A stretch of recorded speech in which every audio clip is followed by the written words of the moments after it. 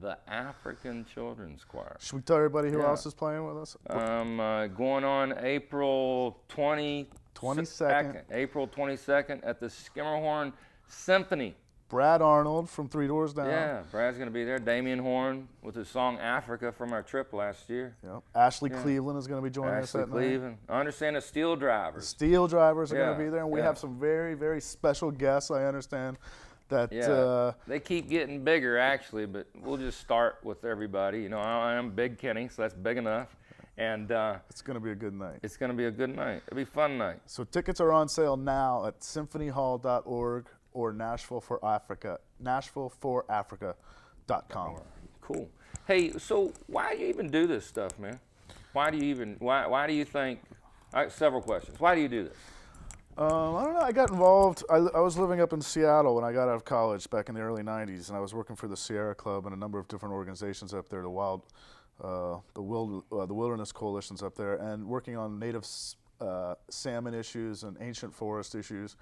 At some point, I started working. At night. I was moonlighting and working for RollingStone.com and MTV.com, covering Pearl Jam and Nirvana and all these bands that were breaking out. REM was living up there at the time.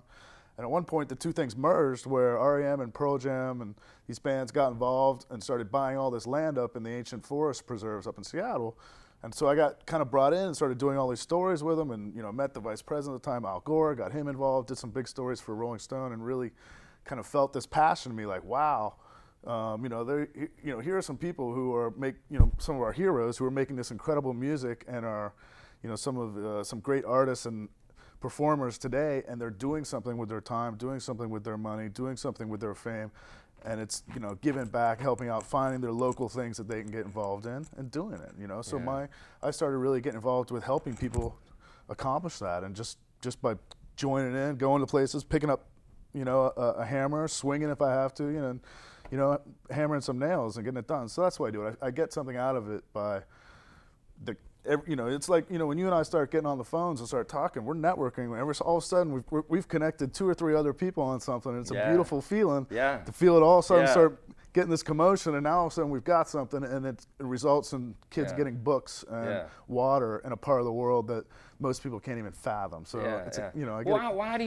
what would you tell people about Sudan? I mean, you've been over there a few times, right? Well, I would say that it's an area that's bereft of many things, but passion isn't one of them. The people are trying very desperately to get by and to survive. And my own personal belief is that what's going on in the Darfur region is a battle over what's left over there of our natural environment. There's a battle over water. It's a battle over property. It's a battle over all these things that a lot of us take for granted here in the U.S. They're fighting for these things every day, and it's creating these incredible tensions, and borders are erupting, and all these people are spilling over into Chad, coming into the southern Sudan. So, it's a region obviously that's a little bit dangerous right now, but the need is just as great, and so we're going to do everything that we can to work safely with everybody. We're meeting with the State Department, next week, and we'll be going in safely to deliver these supplies and get the school running. And, where there's a will, there's a way. We're going to get it done. Amen. Oh, yes, absolutely. Amen. How about,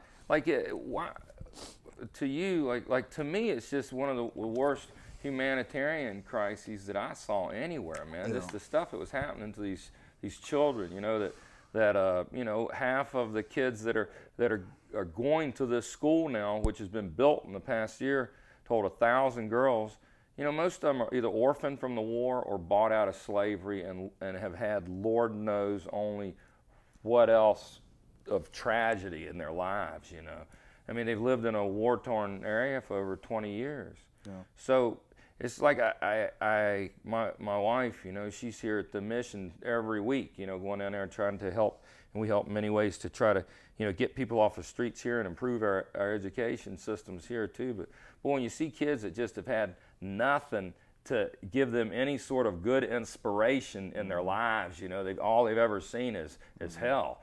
And I just think those kids deserve to see a little something inspiring. And when Damien and I were over there last year, they'd never seen guitars, and we're playing around this tree, and all of them are sitting around, and You know, he does a backflip, man, everybody went crazy because they'd never seen anybody do a backflip. Right. You know, when people are aware of something, they see something that is better, then they know they want to become that. And you know, we saw so much and we'll see it this year, so much growth in these kids just from what is being put into them. And if the world, it really is a village, then I think then we all got to reach out and well, you know, put it together. Isn't it amazing? I was watching some of your video from last year's trip, and when you all landed, I mean, here's an area that's been completely devastated. And what was the greeting when you got there? Singing, dancing, everything, because that's all that they had to welcome you with, and they gave you everything they had at that moment. And you can't leave there without saying to yourself, you know, finding something deep inside of you that says, that's what it's all about. You know, all the rest of my life, everything I have going on. That's what it's all about. I just singing think any and dancing kid, and music. I can't look at my kid and then look at any other kid and think that either one of them, both of them deserve, you know, food and education and a roof over their head. And so, you know, I keep saying also in times like this, you know, when times are tough, when you reach outside yourself, sometimes it start just focus on doing something for something else, you know, and get it off of yourself for a minute, then life just turns around automatically, man, and the good way starts kicking in.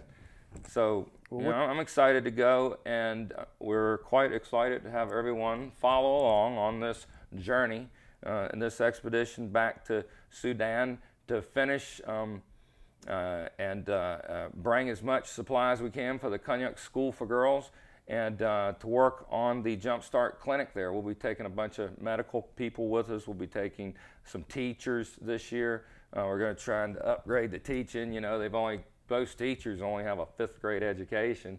It's about like me, but you know, we're going to try to do a little better, and we're engaging with everyone we can, including our U.S. military, whom we're hoping will give us a cargo plane. So, and we'll put their big signs on the side of it, you know. And whatever, man. I think if we can start educating and feeding kids, when they're kids, they'll never become our enemies. So, hey, yay. Me too, buddy. Yay. So, by God, that's for this March edition of The Big Kenny Show.